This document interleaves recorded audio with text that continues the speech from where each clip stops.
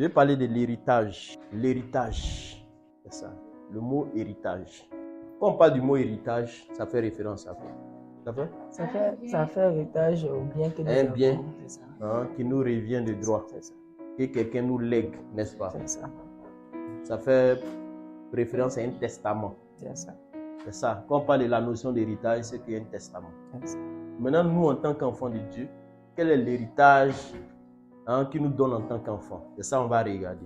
Vous voyez, mon texte de base, je vais prendre Genèse 12. C'est là-bas que l'héritage a commencé. C'est pas très visible, on va regarder ensemble. Genèse 12. Genèse 12, il y a une notion d'héritage. Vas-y, lis le premier verset. L'Éternel dit à Abraham, va-t'en de ton pays, Donc, sors de ton pays, de ta patrie sors de ta patrie, et de la maison de ton et de père, la maison de ton père. dans le pays que je te montrerai. Dans le pays que je te montrerai, Je ferai de toi une grande nation je ferai de toi une grande nation et je te bénirai. et je te bénirai. Je rendrai ton nom grand Je rendrai ton nom grand et tu seras une source de et bénédiction. tu seras une source de bénédiction. Je bénirai ceux qui te béniront Je bénirai ceux qui te béniront et je maudirai ceux qui te et je maudiront. maudirai ceux qui te maudiront. Et toutes les familles de la terre seront Et bénies toutes en les toi. familles de la terre seront bénies en toi. Abraham partit comme l'Éternel le lui avait Abraham partit comme l'Éternel dit. lui Il lui avait dit. dit. Et l'autre partit avec lui. Lot est parti avec Abraham. Abraham était âgé de 75 ans Il avait 75 ans. lorsqu'il sortit de Charan. Lorsqu'il sortit, il avait 75 ans. Abraham prit Sarai Il a pris Sarah. Oui. Sa femme. C'est ça. et Lot, fils de son frère, Il a pris Lot aussi. avec tous les biens qu'il possédait et les serviteurs qu'il avait acquis à Charan. Ok. Avec tous les biens et les serviteurs qu'il avait. Il est parti pour aller dans le pays de Canaan Il est parti à Canaan. et il arrivait au pays de Canaan. Donc, quand il est arrivé là-bas, Abraham parcourut le pays jusqu'au lieu nommé Shichem. il est parti jusqu'au Sichem, lieu nommé Shichem. jusqu'aux chaînes de Morée. Oui, chaîne de Morée. Les Cananéens étaient alors dans le pays. Les Cananéens étaient dans le pays. L'Éternel apparut à Abraham Il a apparu encore à Abraham. et dit, Donc, il va je dire, donnerai ce pays à ta il postérité. dit, voici ce pays-là. Et Abraham C'est à ta bâtit postérité, là je donne. un autel à l'Éternel Quand Abraham a vu ça, il qui dit, lui ok, était apparu. pour que ça marche, il faut qu'il y ait un hôtel qui soit bâti. C'est le prophète qui comprend. Dieu n'a pas dit que je te donnerai ce territoire. Il dit ça à ta postérité. Si on va au verset premier, il dit je te bénirai. Lis le verset premier. L'Éternel dit à Abraham, Il dit Abraham, va-t'en de ton pays, va de ton pays, sors de ta nation, sors, abandonne tes dieux, sors de ta nation, sors de la maison de ton père. Abandonne tout. Ne regarde pas derrière. Vas-y. dans le pays que je te Il y montrerai. a un pays que je vais te montrer. Je ferai de toi une grande nation Je ferai de toi une grande nation. et je te bénirai. Je vais te bénir. Je rendrai ton nom Ton grand nom sera grand et tu seras une source de et tu bénédiction. seras une source de bénédiction. Je bénirai ceux qui te béniront Pour qui? Pour ceux qui vont te bénir. Tu seras une source de bénédiction. Parce que tous ceux qui vont te bénir, moi je vais les bénir. Ensuite, et je maudirai ceux qui te maudiront. ceux qui vont te maudire, ils vont me trouver sur leur chemin. Et toutes les familles de la terre seront bénies en toi. Et toutes les familles de la terre seront bénies en qui? En toi. Vas-y. Abraham partit Donc maintenant, quand il a vu ça, il est parti. comme l'Éternel le lui avait dit. Comme l'Éternel le dit. Et Lot partit avec lui. Il est parti avec Lot. Abraham était âgé de 75 ans Il avait 75 ans quand lorsqu'il il est sortit de sorti. Charan. Ok. C'est bon, arrête-toi. Donc, voici ça. Il dit, va, je vais te montrer un pays. Le pays que je vais te donner en possession. Je vais te montrer. Et c'est là la bénédiction va commencer. C'est comme si Dieu séparait Abraham de sa nation pour pouvoir faire quelque chose de grand avec lui. Et donc, l'Éternel veut bénir Abraham. Il veut lui donner quelque chose que ses parents ne pouvaient pas lui donner. Et non seulement il bénit Abraham, mais il veut laisser une bénédiction à la postérité d'Abraham. C'est ça. Donc, laisser une bénédiction à la postérité d'Abraham, ça devient quoi? De l'héritage. C'est ça. Donc, une alliance a commencé entre Dieu et un homme. Dieu se soucie de qui? De ses enfants. Il ne se soucie pas que de ses enfants. Il se soucie de ceux qui vont bénir aussi Abraham. Parce que ceux qui vont bénir Abraham, ils seront bénis. C'est ça. Mais Dieu dit, quitte ta famille. Il aurait pu rester dans la maison de son père. et puis espérer avoir l'héritage de son père. Mais Dieu dit non, quitte. Moi, je vais te donner quelque chose. La bénédiction de l'Éternel ne souffre d'aucun chagrin. C'est ce que Dieu est en train de dire. Mais la petite erreur, c'est qu'il est parti à Lot. Lot, ça veut dire voile. La petite erreur, c'est qu'il est parti à Lot. Mais après, ça a été rattrapé dans le temps. C'est ça, la petite erreur. C'est-à-dire quand Dieu dit à quelqu'un de partir, il y a toutes les petites erreurs qu'on fait. Non, c'est mon neveu qui est là. Hein, qu'est-ce que j'ai fait? Est-ce que je dois partir avec lui? Hein? J'ai ma robe qui est de l'autre côté, il faut que je retourne, il faut aller chercher. Non. Il y a tous ces éléments-là que l'homme, dans cette dimension charnelle, essaie de vouloir prendre au fait pour aller avec lui. Mais ici, on comprend par là que l'héritage, c'est tout, même dans la définition simple, c'est quelque chose qu'on nous a légué. Mais ce que je suis venu parler de l'héritage divin. Voici comment Dieu a commencé. Il a commencé par Abraham. Mais dans l'héritage divin, Dieu nous a légué 2 testaments.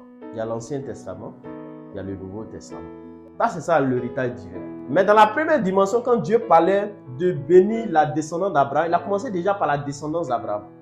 Après, il a dit ceux qui vont bénir Abraham seront bénis. Mais qui sont ceux qui vont bénir Abraham?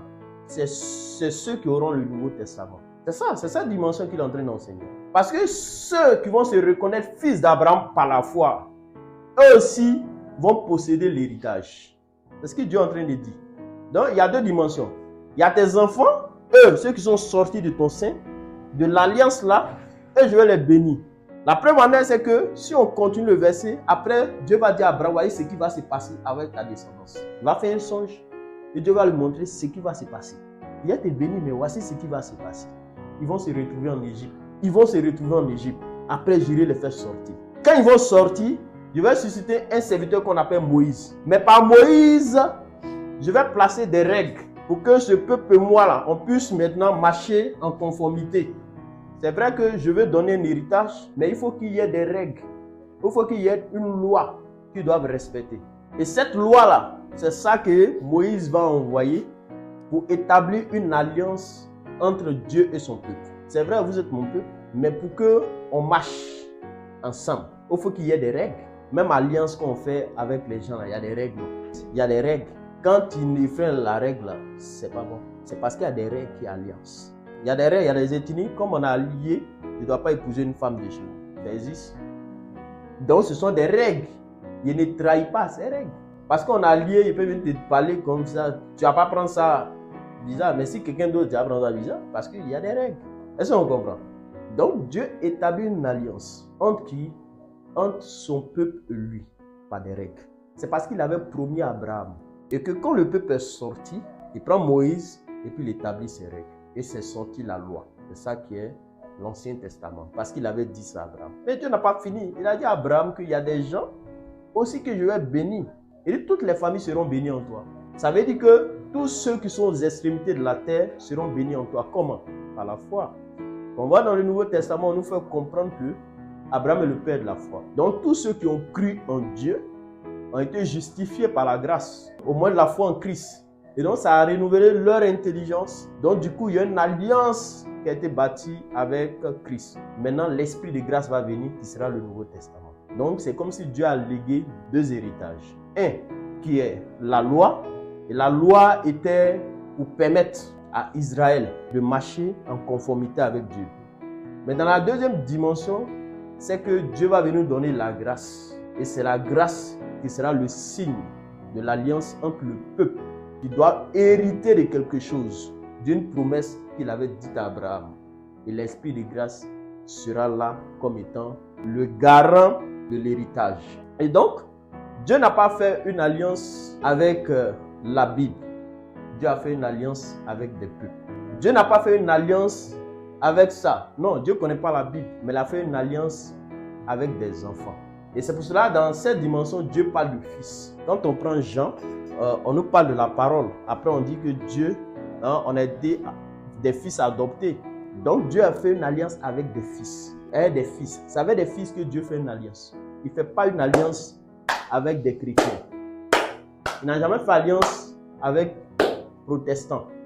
Il n'a jamais fait alliance avec évangélique. Il n'a jamais fait alliance avec mormons. Il n'a jamais fait alliance avec branamis. Il n'a jamais fait alliance avec catholiques. Il a fait alliance avec des fils de Dieu. C'est ça. Donc quand on vient dans l'alliance, pour hériter de l'alliance, de la promesse que Dieu a faite, il faut être fils.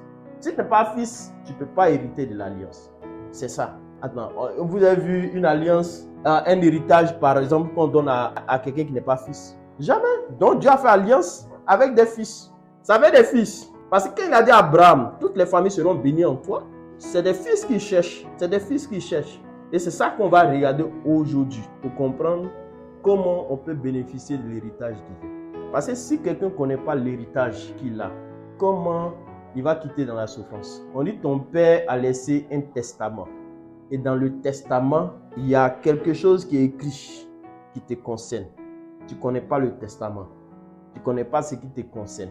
Comment tu veux que ta vie change? Mais le jour que tu découvres le testament et que tu tombes sur une parole que Dieu a écrite pour toi, ta vie change.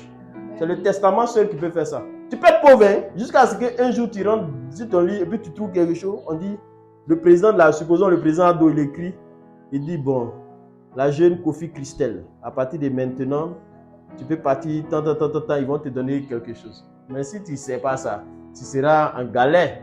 Mais dès l'instant que tu découvres là, tu t'en présentes, c'est fini, ta vie change. À une minute, ta vie change. Et c'est ce que Dieu fait. C'est ce que Dieu fait. Dieu l'a écrit, mais nous on ne connaît pas. Nous on ne sait pas. Maintenant, lui, il nous fait grâce. On ne sait pas. Donc aujourd'hui, on va aller chercher ce qui nous concerne dans le testament. Donc Dieu nous a laissé l'héritage divin. Mais comment prendre possession de l'héritage divin? Et après, on va prier. Je pense que si on connaît notre héritage, on saura prier. On va prendre Jean. Jean, premier chapitre. Je lis le livre de Jean, Oui. au chapitre 1er. Au commencement était la parole. Oui. Et la parole était avec Dieu. Oui. Et la parole était Dieu. La parole était Dieu. Elle était au commencement, Elle était au commencement avec Dieu. Elle était avec Dieu. Toutes choses ont été faites par elle. Toutes choses par la parole. Et rien de ce qui a été fait n'a été fait sans elle. En elle était la vie. En elle était la vie. Et la vie était la lumière des La hommes. vie était la lumière Des hommes. des hommes. La lumière, lui, dans les ténèbres. La lumière, lui, dans les ténèbres. Et les ténèbres ne l'ont point reçu. Les ténèbres ne l'ont point reçu. Il y eut un homme envoyé de Dieu. Il y a un homme qui fut envoyé de Dieu. Son nom était Jean. Il s'appelle Jean. Il vint pour servir de témoin, des témoins, Il est venu pour servir de témoin. pour rendre témoignage de la lumière, Pour rendre témoignage de la lumière. afin que tous crussent par lui. Tous crus par la lumière. Il n'était pas la lumière, Il n'était pas la lumière. mais il parut pour rendre témoignage à la lumière. Il parut pour rendre témoignage à la lumière. Cette lumière était la véritable lumière Cette lumière était la véritable lumière. qui, en venant dans le monde, éclaire tout homme. En venant dans le monde éclaire tout homme. Elle était dans le monde, La lumière était dans le monde. et le monde a été fait par elle. Le monde a été fait par la lumière. Et le monde ne l'a point connue. Le monde même ne le connaît même pas. Elle est venue chez les siens, La lumière est venue chez les siens. et les siens ne l'ont point reçue. Les siens ne l'ont point reçu. Mais à tous ceux qui l'ont reçu, À tous ceux qui l'ont reçu, à ceux qui croient en son nom, à ceux qui croient en son nom, elle a donné le pouvoir elle a donné le pouvoir de devenir enfants de Dieu, de devenir enfants lesquels sont nés. lesquels sont nés. Non du sang, Non du sang, ni de la volonté de la ni de chair, la volonté de la chair, ni de la volonté de l'homme, ni de la volonté de l'homme. mais de Dieu. Il faut t'arrêter là. Donc, voici Dieu explique un processus. Un processus pour que des catégories de personnes héritent d'une promesse. Pour qu'ils bénéficient de l'héritage. Dieu dit, c'est vrai, que le monde fut créé par la parole, que même la lumière a toujours existé. Parce que la lumière, c'est le fait que les gens soient éclairés, que l'homme puisse connaître au fait sa dimension spirituelle. C'est ça. Dieu a créé l'homme selon 3 mécanismes. Déjà, on est esprit. Mais il y a une seule faculté que l'homme n'a pas connue. C'était la dimension spirituelle. L'homme n'a jamais utilisé cette dimension spirituelle. Et il fut blagué par le malin. Et ça fait que la relation qu'il y avait entre l'homme et Dieu, cette relation n'était pas cette relation qu'il y avait depuis le jardin. Donc, il y a une barrière. Donc, pour lever ce voile, Dieu dit, ah, ok. Comme mes enfants, j'avais déjà promis à Abraham que Il y a un héritage que je dois laisser. Il faut que j'accomplisse un plan divin pour venir aider ces enfants-là à bénéficier de l'héritage. Mais comment Dieu va faire? C'est que la lumière va se déplacer, elle va prendre une forme physique. Elle viendra d'abord chez les siens. Elle viendra chez les enfants d'Abraham. Elle viendra vers eux, mais bizarrement, ils ne vont pas reconnaître cette lumière parce qu'ils avaient dans leur manière de fonctionner, dans leur idéologie, une conception de la lumière. Parce que la lumière n'était pas reconnaissable.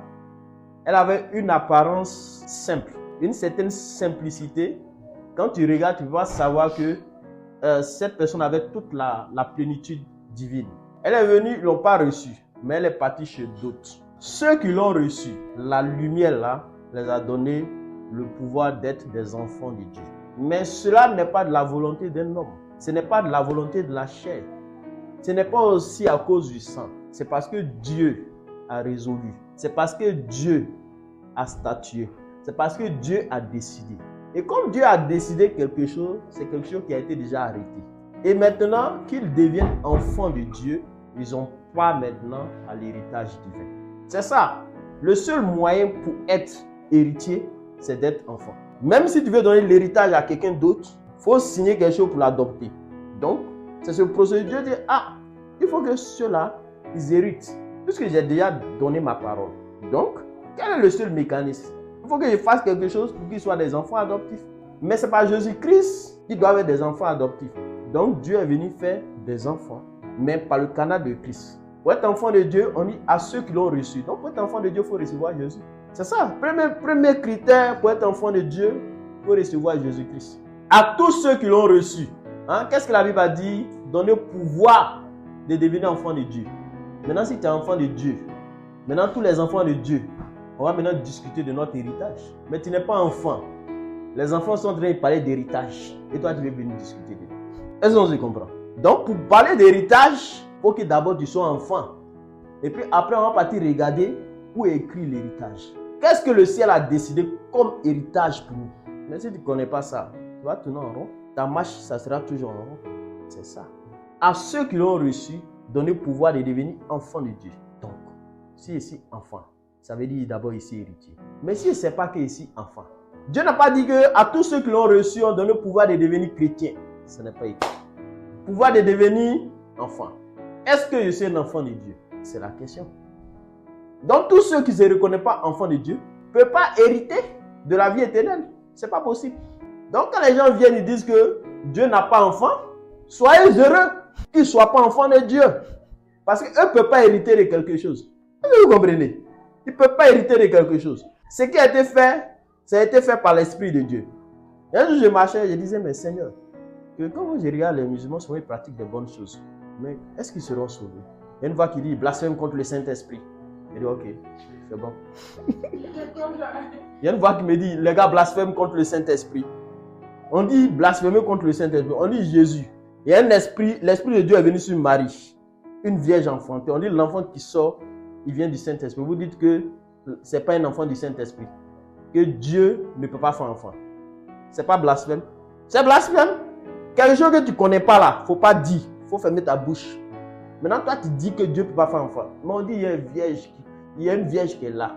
Et puis, le Saint-Esprit est venu sur la vierge. La vierge est tombée enceinte. Là, tu dis oui, elle n'a pas connu garçon, elle est tombée enceinte. Donc, elle est tombée enceinte par quel mécanisme? Tu reconnais que c'est l'Esprit de Dieu qui est venu. Maintenant, tu dis que l'enfant, là, ça ne vient pas de Dieu. Ça vient de qui? Tu blasphèmes. Ce n'est pas pardonnable. Moi, j'étais en train de vouloir négocier pour eux. Dieu m'a répondu. Moi, je veux qu'ils soient sauvés. Mais lui, il me dit que les gars blasphèment contre lui. Le blasphème n'est pas pardonné. Le blasphème, ce n'est pas pardonné. Tu peux dire, parler sur Dieu, il ne va pas se fâcher. Tu peux parler sur Jésus, il ne va pas se fâcher. Mais quand tu parles sur le Saint-Esprit, lui se fâche. Lui se fâche. C'est normal. C'est normal. Parce que le Père dit, je veux des enfants, j'ai arrêté, et le Fils est garant pour qu'il soit la porte, pour que les enfants puissent rentrer. Mais quand les enfants qui sont entrés, le parcours, c'est-à-dire pour aller au Père là, celui qui va les escorter là, il s'appelle le Saint-Esprit. Toi tu dis, quelqu'un qui est rentré par la porte, que le Saint-Esprit il n'a pas bien fait son travail, il pense qu'il sera content. Est-ce que vous comprenez ce qu'il est en train de vous expliquer? Regarde, voici la porte qui est là. C'est Jésus. J'entre par la porte. Maintenant, il y a quelqu'un qui est là qui doit te conduire au Père. Il s'appelle le Saint-Esprit. Maintenant, quand le gars qui est rentré par la porte, toi tu viens dire, Père, le Saint-Esprit n'a pas fait son travail. C'est à cause de ça, lui, il ne peut pas pardonner les blasphèmes. Parce que quand quelqu'un est entré, lui, il doit être la personne qui doit conduire la personne au Père. Mais quand il vient dire que lui n'a pas fait son travail, il est fâché. Lui, il est fâché. Tu es rentré par le Fils, je suis d'accord. Mais c'est lui, le Saint-Esprit, qui doit conduire tout le long jusqu'au Père. Mais toi, tu viens de dire que lui n'a pas fait son travail. Toi-même, si tu as travaillé, puis on vient te dire que tu n'as pas travaillé, quelle sera ta réaction? Toi, tu as travaillé, on vient te dire que tu n'as pas travaillé. Quelle sera ta réaction? Tu diras non. C'est à cause du Saint-Esprit. Quand on blasphème contre lui, il ne peut pas pardonner. Il ne pardonne pas les blasphèmes. Ah, vous ne savez pas ça? Tu ne savais pas que le Saint-Esprit ne pardonne pas les blasphèmes? On dit que tu blasphèmes contre le Père, il te pardonne. Tu blasphèmes contre Jésus, il te pardonne. Le Saint-Esprit, on ne te pardonne pas. Il dit qu'il va te pardonner. C'est le Saint-Esprit lui-même. Parce que quand tu blasphèmes contre le Saint-Esprit, quand tu dis qu'il n'a pas un esprit saint, qu'il est le mauvais esprit, tu changes son nom, tu veux qu'il te pardonne. Qui va te pardonner? Lui, il va te faire. Vous n'avez pas vu Ananias? Qu'est-ce qui s'est passé? Il dit, pourquoi tu mens contre le Saint-Esprit? Il n'a pas dit pourquoi vous mentez contre Dieu. Lisez le texte. Hein? Vous mentez au Saint-Esprit. Et tu ne connais pas le Saint-Esprit, tu mens. C'est ce qu'il faut lire le verset. Il faut lire, bien lire. Lis le verset d'abord et puis vous allez poser votre question. Acte chapitre 5. Bien écouter. Je lis à partir du verset 3. La Bible déclare. La Bible déclare. Pierre lui dit, Ananias, pourquoi Satan a-t-il rempli ton cœur au point que tu mentes au Saint-Esprit? Attends, il faut t'arrêter là. Il ment à Dieu, il ment au Saint-Esprit. Tu sais ce que le verset veut dire? Voici la version de lire le verset sous la version ivoirienne. Il faut qu'on comprenne ça. Il est en train de dire, Ananias, attends, depuis que Jésus, on t'a dit que quand on a marché avec Jésus là, Jésus a dit, si tu blasphèmes contre lui, c'est pardonné. Si tu blasphèmes contre le Père, c'est pardonné. Il nous a dit que le Saint-Esprit, on ne joue pas avec lui. Ananias, tu ne connais pas le Saint-Esprit? Pourquoi tu peux mentir contre lui? Tu ne connais pas. Il y a une seule personne à qui on ne peut pas mentir. Lui, il tue. Vous ne jouez pas. Lui, il tue, il diable. Lui, il ne joue pas. Il s'appelle le Saint-Esprit. Pourquoi tu peux mentir? Tu peux mentir si Jésus, tu peux mentir si Dieu. Il n'y a pas de problème. Il y a deux personnes qui disent il n'y a pas de problème. Mais le Saint-Esprit ne ment pas. Qu'est-ce qui est arrivé conséquence? Pour lui, conséquence. Ananias entendit ces paroles, tomba et expira. Une grande crainte saisit tous les auditeurs. Les autres, ils ont compris maintenant le verset quand Jésus a dit. C'est pas parce qu'Ananias c'est moi. Ils ont compris maintenant le verset. Quand on les avait enseignés, on les a dit que Jésus a dit que le Saint-Esprit là, on ne blasphème pas contre lui. Ils ont compris. Quand ils ont compris, qu'est-ce qui s'est passé maintenant? Les jeunes gens s'étant levés, l'enveloppèrent, l'emportèrent et l'ensevelirent. Environ 3 heures plus tard, sa femme rentra. Sans savoir ce qui était arrivé, Pierre lui adressa la parole. La même parole. Dis-moi, est-ce à un tel prix que vous avez vendu le champ? Oui, répondit-elle, c'est à ce prix-là. Alors Pierre lui dit, comment vous êtes-vous accordé pour tenter l'Esprit du Seigneur? Voici ceux qui ont enseveli ton mari sont à la porte et ils t'emporteront. Au même instant, elle tomba aux pieds de l'apôtre et expira. Les jeunes gens, étant entrés, la trouvaient morte et l'emportaient et l'ensevelirent auprès de son mari. Une grande crainte s'empara de toute l'assemblée et de tous ceux qui apprirent ces choses. Une grande crainte, vas-y, lis la suite. Beaucoup de miracles et de prodiges. Après la grande crainte là, tout le monde a commencé à se ranger. Ils ont compris que le Saint-Esprit ne joue pas à ça. Après ça, là, des vrais miracles ont commencé.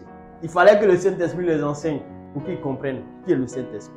Il y a quelqu'un qui on ne peut pas mentir. Il s'appelle le Saint-Esprit. Il dit pourquoi tu mens contre le Saint-Esprit? Parce que le Saint-Esprit t'a vu. Quand tu viens dire qu'il ne t'a pas vu, parce que c'est lui qui nous escorte. Donc c'est à cause de ça, lui, il nous voit. Lui, t'a vu. Il avait dit Ananias, il a menti. Pierre, il faut enseigner Ananias pour que Ananias abandonne le mensonge. Maintenant, Pierre doit enseigner Ananias. Ananias ment. Donc celui qui t'a vu, qui est venu dire quand t'as enseigné, il était menteur, lui, il ne joue pas. Parce que tu es en train de dire qu'il ne fait pas son travail. Or, qu'est-ce que Jésus a dit? qu'il allait faire quoi? Le Saint-Esprit, quelle est sa fonction? Consoler. Consoler, nous conduit dans la vérité. Dans la vérité. Conduit dans la vérité. Est-ce que c'est conduit dans le mensonge? Donc, tu es en train de dire que le Saint-Esprit conduit dans le mensonge. C'est un blasphème. C'est un blasphème. C'est pour cela que lui, il est le seul à qui, quand il dit quelque chose des méchants, il ne peut pas te laisser. Jésus peut te laisser. Parce qu'un berger, il n'abandonne pas brebis. Le Père aussi, lui n'a pas de problème. Mais le Saint-Esprit, s'il y a quelque chose qu'il n'aime pas, c'est venir dire qu'il ment. Ouais, pose ta question. Quel est le Saint-Esprit, Ézéchiel? C'est l'esprit de vérité. C'est l'esprit de vérité. Qui vient de Dieu. Qui vient de Dieu. Pour attester Jésus-Christ. Pour attester Jésus-Christ. Dans la vie de tous ceux qui simplement parlant, pour qu'elle comprenne. Simplement parlant. Puisque on est en train de parler, c'est comme pour elle, ils sont en train de parler de 3 personnes. C'est ça, non? Okay. Donc tu comprends, non? Ok. Toi, tu comprends qu'il y a 3 personnes, c'est ça? Toi, tu vois ça, tout ce qu'ils sont en train de dire en une personne. Ok. Elle voit ça en 3 personnes. Ok. Maintenant, elle dit elle voit en 3 personnes. Ok. C'est pas 3 personnes. Parce que les 3 sont d'accord. Donc, ça forme une même personne qui joue 3 rôles. C'est ça. Donc, les 3 rôles sont en fonction des époques, des périodes. On a eu l'époque où c'était le Père qui était manifesté. On a eu le moment où le Fils est manifesté. Et puis, nous sommes à l'aide de cet esprit. Et le Saint-Esprit est celui-là qui montre Jésus et Dieu. C'est-à-dire, Dieu, il est invisible. Jésus, c'est la chair, c'est l'expression visible de Dieu. Le Saint-Esprit, c'est l'accomplissement de tout. Est-ce qu'elle comprend tout ça? Regarde, simple. Tu rentres dans la maison ici. Il y a 3 gars à qui, si tu veux avoir... C'est-à-dire, pour avoir accès à cette maison, il y a 3 personnes. Il y a soit, si je ne suis pas là, voici mon épouse. Elle me représente légalement à cause d'un contrat de mariage. N'est-ce pas? Maintenant, il y a 7. Lui me représente légalement. Si nous, on n'est pas là, lui, il peut recevoir quelqu'un. Si il a reçu quelqu'un, on dit c'est qui? Il dit c'est son ami. Nous, on ne peut pas, puisque c'est son ami. On dit c'est qui? C'est ton ami. Ok, il y a pas. Pour entrer dans la maison, soit il faut être ami de 7, soit il faut connaître mon épouse, ou soit il faut me connaître. Si tu ne connais pas, est-ce que tu es sûr que tu vas rentrer? Hein? Bon, tu peux venir ici, tu vas faire quelque chose. Hein? Moi, la dimension du Père, je peux accepter. Je peux ne pas me fâcher, n'est-ce pas? Je peux t'accepter. Mais si tu veux être d'accord, vraiment d'accord pour demeurer dans la maison, hein, à qui tu dois pas faire, à qui tu dois pas blesser? Qui si on blesse, peut faire que tu ne peux plus être dans la maison? C'est la femme. Et vous comprenez la dimension? C'est le Saint-Esprit qui m'a dit de prendre exemple. C'est quelque chose qui est naturel. Si la femme n'est pas d'accord, si elle dit qu'elle n'est pas d'accord et que le mari est amoureux de sa femme, elle dit non, soit c'est elle qui s'en va ou c'est moi qui m'en vais. Qui va pas dire? Non, qui va pas dire? C'est toi qui n'as pas dit? Voyez, moi je n'ai pas gardé mon mari avec ça, c'est toi qui as parti. Est-ce que vous comprenez? C'est pareil. C'est comme le Saint-Esprit est. Le Fils, c'est comme 7. Si il fait quelque chose, on peut dire oh, 7, nous m'en parlez-vous, 7 va sciencer. Moi, si il fait quelque chose, ma femme peut parler et sciencer. Mais si elle a fait quelque chose, nous on va parler. Si elle dit elle ne veut pas là, tu n'as pas dit. C'est comme ça le Saint-Esprit est. Est-ce que tu comprends? C'est lui qui prend cette place-là. Lui seul, si tu as touché là, tu as mal fait. Les deux mêmes peuvent pas parler.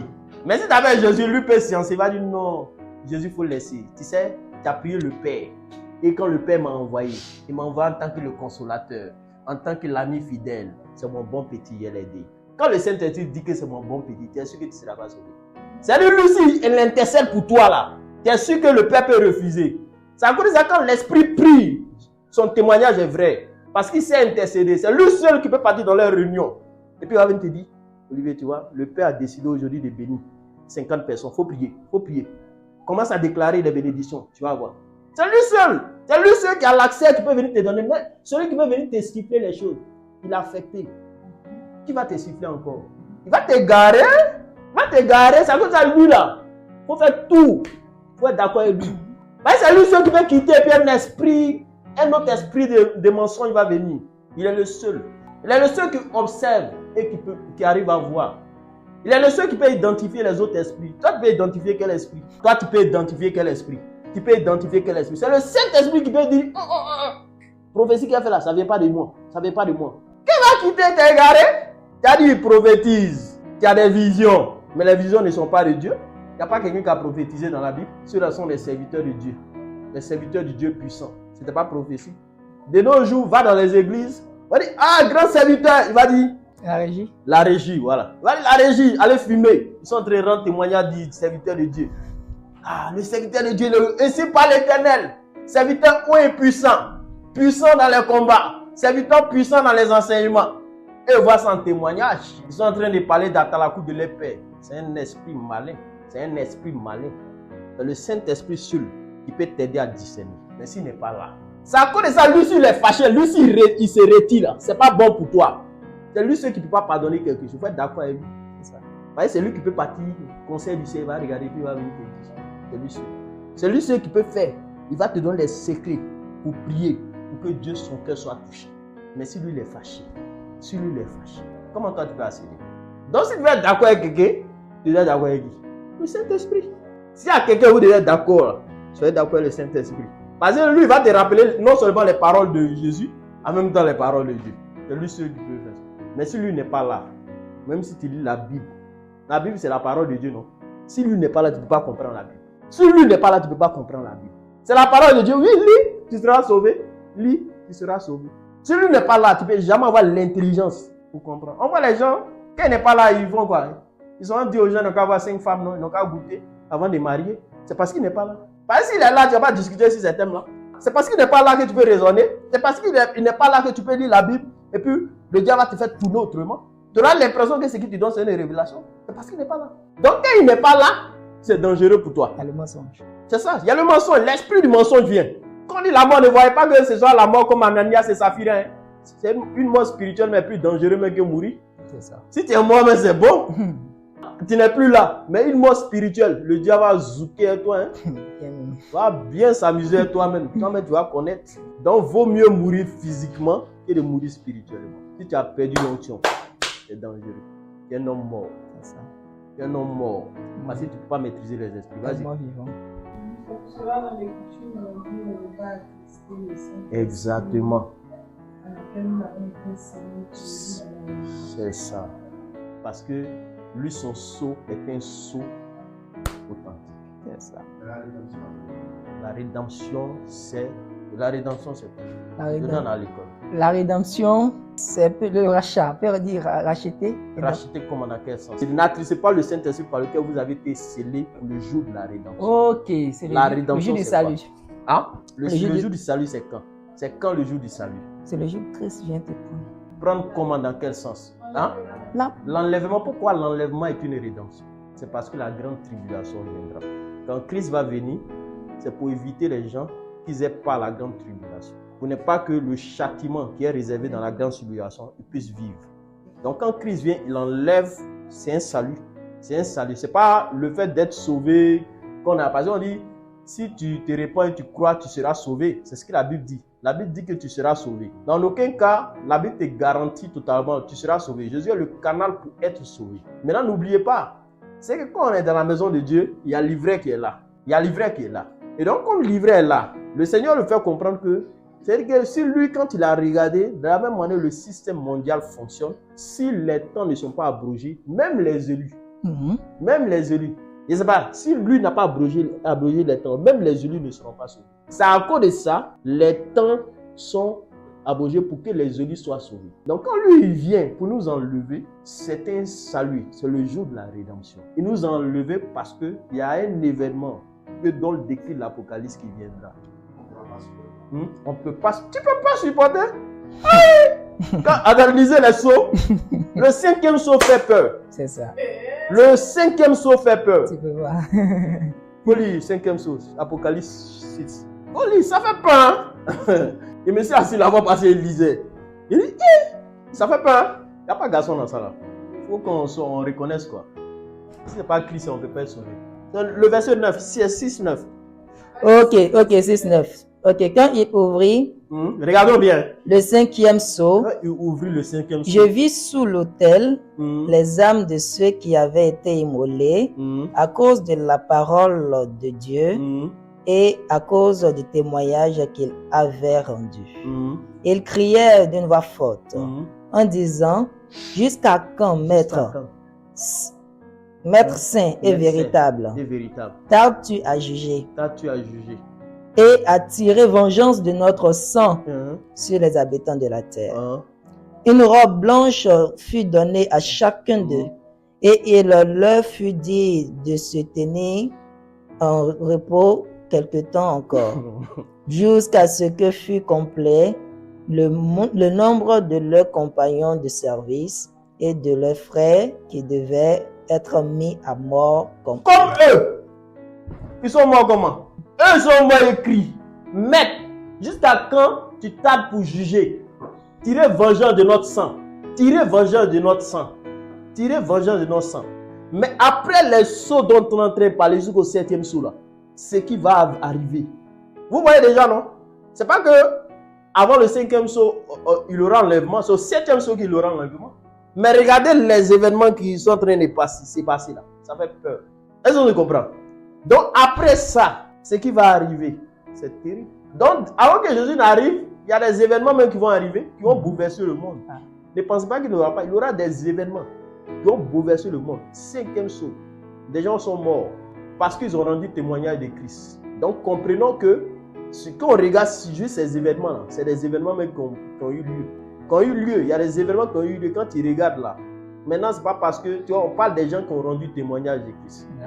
Donc quand tu lis là, tu sais que c'est un événement qui a eu lieu. C'est pour ça que Jésus n'est pas très loin. Hein? Jésus n'est pas très loin. Donc vous lisez entre les lignes, vous voyez que c'est des événements qui ont eu lieu. Oui, on a déjà dépassé. Donc quand vous lisez là, Jésus est déjà à la porte. Les signes sont presque arrivés. Les signes, juste observez. Les signes ont presque... L'accomplissement des signes dont décrit l'Écriture. On voit ça visiblement. Mais après ça, ce qui va se passer, je vous conseille de lire l'Apocalypse. Ça vous rend un peu intelligent. Prendre la vie de prier au sérieux. Sérieux? Si? Moi, pour être converti, si Dieu n'avait pas mis jugement devant moi, parce qu'actuellement, il s'est tué dans le monde. Il y a quelque chose qui a précipité ma conversion. C'est le songe qui est fait. S'il en fait. C'est le songe qui est fait. C'est ça qui a précipité. C'est ça qui a précipité. Et j'ai vécu l'expérience réelle. Je suis les cris. Tu ne sais pas, ouais, le feu, c'est ça ton jumeau, il crie. Donc, ça vous dit que c'est des choses qui sont réelles. C'est pas. Même récemment, il y a une de mes amies qui m'avait écrit, peut-être dangereux. Elle expliquait, comme si c'était un événement d'enlèvement, il y avait des machettes. Elle courait, on coupait les gens. Elle courait, il dit, ah, tu vois, Dieu te fait faire songe là. Déjà, rassure-toi, tu es enfant de Dieu. Ça vous déjà tu fais songe là. Mais il faut t'attacher au fait, c'est tout. C'est pas être enfant de Dieu. Quand Dieu fait faire les songes là, c'est pour dire à ses enfants, c'est pas être son enfant qui il veut pas que tu périsses. C'est tout. Viens à la vie. Viens à la vie. Parce que les événements qui vont venir. C'est ça. À quel moment on parle d'idolâtrie du Saint-Esprit? Ok. Le Saint-Esprit, c'est juste un ami qui t'aide. Tu peux pas dire Saint-Esprit ton sang. Saint-Esprit n'a pas de sang. Saint-Esprit n'a pas de sang. Il n'a pas de sang. Le Saint-Esprit, lui, il est un ami. La fonction du Saint-Esprit, c'est juste un ami qui doit t'escorter jusqu'au jour du salut. Est-ce qu'on est d'accord? Donc, il ne faut jamais attrister ton ami. Parce que si ton ami qui l'a attristé, si c'est lui qui t'aide, tu sais que s'il n'est pas là, tu as senti aussi son absence. Est-ce qu'on est d'accord? C'est ça. Donc, ne pas l'attrister, c'est faire de ce qu'on te dit de faire. Il aime la sanctification, il aime ces choses.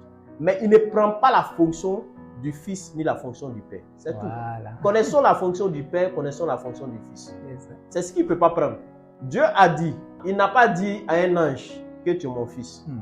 Il n'a pas dit au Saint-Esprit aussi que tu es mon fils. Est-ce que je comprends? Il n'a pas dit.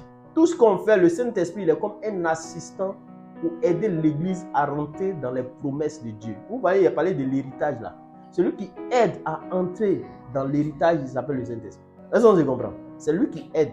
Parce que Dieu a déclaré les choses. Ça, c'est l'héritage. Mais pour avoir ça, il faut prier. Mais qui va t'aider à prier? Qui va t'aider à prier le bon moment? C'est le Saint-Esprit, c'est lui qui connaît les cycles. Il y a des événements qui arrivent dans la vie des gens. Il y a des moments favorables où tu peux entrer, tu peux prier pour que tes activités prospèrent. Lui, il connaît ça. Toi, tu ne connais pas. Il peut arriver, souvent, il arrive la nuit, tu te réveilles et tu n'as plus sommeil. Hein? C'est parce que tu ne connais pas les lois de l'esprit que souvent tu es assis. Sinon, quand la nuit, tu te lèves, tu n'as plus sommeil, il est en train de dire que c'est un moment favorable de prier. Donc, on commence à dire Saint-Esprit, qu'est-ce que je dois prier? Parce que tu m'as réveillé. En fait, en réalité, beaucoup de chrétiens ne connaissent pas le Saint-Esprit. Ils se réveillent, ils n'ont plus sommeil. Ils ne savent même pas que c'est le Saint-Esprit qui l'a réveillé. Hein? Au lieu de dire Saint-Esprit, pourquoi tu m'as réveillé. Parle-moi pourquoi tu m'as réveillé. Quand tu as dit pourquoi tu as réveillé, il y a une pensée qui est venue dans ton cœur. Voyez comment tu dois prier.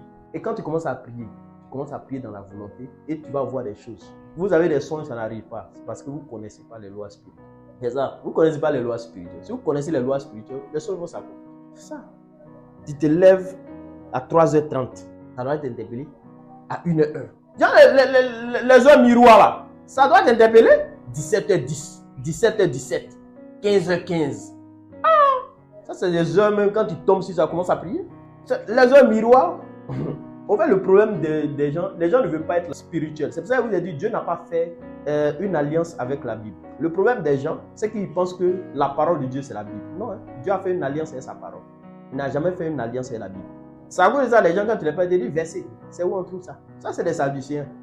C'est des pharisiens. Ils vont rester comme ils sont. Et puis toujours critiquer. Parce que Dieu n'a pas fait une alliance avec la Bible. Il a fait une alliance avec sa parole. Sa parole, c'est clair. On dit c'est Christ. Maintenant, qu'est-ce que Jésus a dit? Comment Jésus a enseigné? C'est verset, c'est la Bible que Jésus a pris pour enseigner. On est à l'école. Est-ce que c'est la Bible que Jésus a pris pour enseigner? C'est pas la Bible. C'est la Bible que les apôtres ont pris pour enseigner. C'est la Bible, les chrétiens qui étaient à Éphèse, là, ils lisaient. Ils avaient la Bible. Non, c'est pas ça. C'est pas ça, c'est la parole de Christ. Ils ont été des témoins. Ils ont dit, voici la parole, voici l'expérience qui est attachée. Voici comment vous devez marcher. Voici comment vous devez vous comporter. Mais déjà, maintenant, on rassemble tous ces lettres-là. On met ça un peu quand ils parlent verset. C'est chapitre on te donné. C'est ça? Quel verset tu veux? C'est chapitre on te donné, tu as lu. Comment tu veux comprendre verset sans chapitre? Non. Sans le livre. Sans le livre même. Non, si tu te donnes chapitre, tu ne veux pas te donner le livre. Voilà. Hein, c'est ça? Non, parce que souvent, les chrétiens ne connaissent pas la spiritualité. Et c'est pour ça que beaucoup souffrent. C'est à cause de ça qu'il y a beaucoup d'hérésie. C'est pour ça qu'à cause de ça, beaucoup s'attaquent. Parce qu'ils ne connaissent pas Dieu. Dieu a fait une alliance avec sa parole. Et c'est à cause de sa parole qu'aujourd'hui, nous, on est devenus enfants. Et ça ne va pas changer. Ça ne peut pas changer. Et si on comprend les choses comme ça, on devient spirituel. Le but de Dieu, c'est toujours demeurer avec lui. C'est toujours demeurer avec lui. Si les gens connaissaient comment les gens ont rassemblé ces écrits, ils ont canonisé la Bible, ils ne vont pas faire par là. Si on connaissait comment la Bible a été canonisée, il y a des discours en bas. Non, si tu prends la Bible, c'est catholique, c'est la Bible des démons. Si tu prends... Il n'y a aucune Bible démoniaque. Je suis désolé. C'est la manière dont tu comprends l'écriture là. C'est ça qui te rend démon. Moi-même, j'ai une version. Moi-même, quand je trouve gagné qui est catholique, j'aime top. Pareil, je sais comment il y a tes chicotés top. Il adore ça même. Moi, il y avait une camarade. Elle était chaude. Quand il dit, mais c'est ta Bible là, mais il veut. Aujourd'hui, là, vous savez, elle est où? Elle est en Espagne. Elle a compris. Un jour, elle m'a dit, hey, avant là même là, il y avait voile. Je dis, tu as compris maintenant. Ah? Elle était carrée. Il n'y a pas quelqu'un. C'est-à-dire que parmi toutes les personnes qui m'ont croisé, il y avait quelqu'un qui était plus carré qu'elle. Il n'y a pas quelqu'un qui était plus carré qu'elle. Carré. Mais aujourd'hui, je suis trop content. Quand je sais qu'aujourd'hui, elle a appelé. Je suis trop content en fait. Je sens que Dieu a commencé à faire des choses dans sa vie. Elle a commencé à avoir cette assurance avec Dieu. Où elle a vu l'amour de Dieu, elle a su que ce n'était pas chose. Elle avait un problème. On lui a dit qu'elle ne peut pas faire enfant. Aujourd'hui, elle a 3e enfant. Elle a 3e enfant. Elle dit, on voyait à l'hôpital. Elle souffrait d'un mal. On doit l'opérer. Il y a une fois que tu as mouru. Elle dit, elle craignait. Mais quand elle s'est couchée, il y a une paix qui l'a envahie. Elle dit, quand le Seigneur dit, je vous laisse ma paix là, c'est réel. Il y a une paix qui l'a envahie. Et puis une voix qu'elle a entendue. Je suis avec toi. Aujourd'hui. Jusqu'à aujourd'hui. C'est ce que Dieu fait. C'est ça. Gloire à Dieu. Donc, c'est ça. C'est l'amour. Dieu est venu donner son amour. Ce n'est pas le fait d'appartenir à une assemblée. Ce n'est pas ça. C'est de comprendre qui est Dieu. Ce n'est pas le fait... En fait, sur Dieu là, ce n'est pas un mouvement d'ensemble. C'est d'abord un mouvement personnel. Les gens regardent les mouvements d'ensemble. C'est pour ça qu'ils peuvent défendre les dons. Mais si tu regardes un mouvement personnel, quand quelqu'un n'est plus avec Dieu là, tu pourras parler. C'est ça. Parce que si tu regardes un mouvement d'ensemble, à un moment donné, si moi je ne suis plus avec Dieu là, tu vas vouloir me suivre. Mais si tu regardes un mouvement personnel, si je ne suis plus avec Dieu là, tu apprends. C'est ton salut ou c'est mon salut? Tu regardes, tant que c'est Dieu, tu es avec moi. Si je suis avec Dieu, il faut glisser. Il n'y a pas de reconnaissance dans le salut. Il n'y a pas de reconnaissance dans le salut. Non, parce que les gens sont dans les reconnaissances. Il n'y a pas de reconnaissance dans le salut. Il faut fuir pour prier pour moi. Mais si tu ne fuis pas pour prier pour moi. Du moment même, ça ne vient pas de la personne. Oui. Ça vient du Seigneur Jésus. Voilà, donc toi tu fuis et puis tu pries pour moi. Tu fais, tu pries pour moi. Tu fais, tu pries pour moi. Il y a trop d'éléments que le Seigneur nous a donnés pour voir si quelqu'un est plus à lui. Il suffit juste d'observer. Il suffit juste d'observer. Les gens regardent l'onction. Je vous dis que Dieu, s'il y a quelque chose que Dieu n'arrache pas, c'est l'onction. S'il y a quelque chose que Dieu n'arrache pas, c'est l'onction. C'est à cause de ça d'autres ils peuvent s'égarer facilement. Dieu n'arrache pas l'onction. L'onction ne peut jamais quitter quelqu'un. C'est pas possible. Si tu as un don de vision, tu auras ça. Si l'onction peut quitter, il y a des féticheurs qui voient, et puis ils voient bien. Ils voient. L'onction ne peut pas quitter quelqu'un. Ça fait partie des promesses. Vous voyez, les dons font partie de notre héritage. Quand vous lisez Marc, il faut lire Marc, ça fait partie. Comme on parle de l'héritage, c'est par là qu'on va courir. 16, verset 15. Puis il leur dit. Il leur dit, allez partout le monde. Allez partout le monde. Le monde. Et prêchez la bonne nouvelle à toute la création. Oui. Celui qui croira. Celui qui va croire. Et qui sera baptisé, sera sauvé. Sera sauvé. Mais celui qui ne croira pas, sera condamné. Voici les miracles qui accompagneront. Voici les miracles qui vont vous accompagner. Ceux qui auront cru. Mais ceux aussi qui auront cru. En mon nom. Ils chasseront les démons. Ils parleront de nouvelles langues.